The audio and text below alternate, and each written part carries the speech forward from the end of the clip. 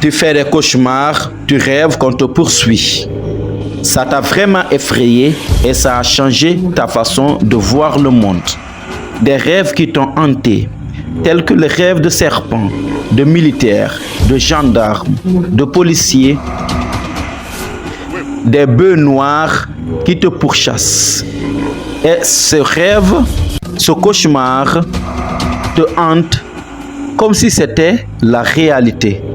Ça te harcèle, ça te poursuit. Et lorsque tu te réveilles, tu as la certitude que ce n'est pas un simple rêve.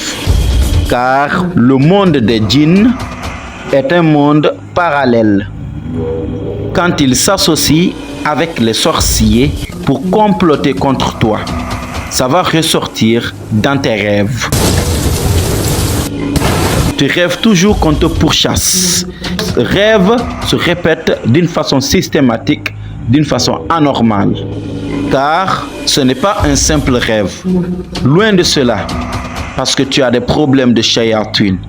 Ou bien autrement dit, tu as des problèmes de sorcellerie faite avec des cadenas. Ou bien tout simplement avec des nœuds. Donc le sorcier, il peut attacher des nœuds pour attacher ta vie. Et ces nœuds, ça va ressortir dans le rêve comme des rêves de serpents.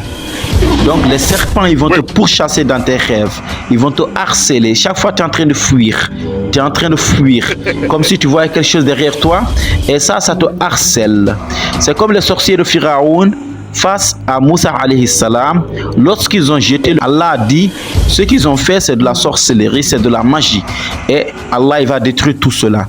Et le bâton de Moussa alayhi salam, il est devenu un gros serpent qui a avalé les serpents des sorciers de Pharaon. Donc c'est comme ça que les sorcelleries de nœuds se traduisent dans le rêve comme des rêves de serpents, comme des rêves de poursuite.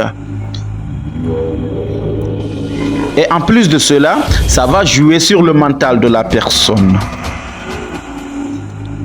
Car cette personne va perdre les pédales. Il va toujours être oublieux. Il va oublier à chaque fois. Quelque chose qu'il ne doit pas oublier, et il oublie cela.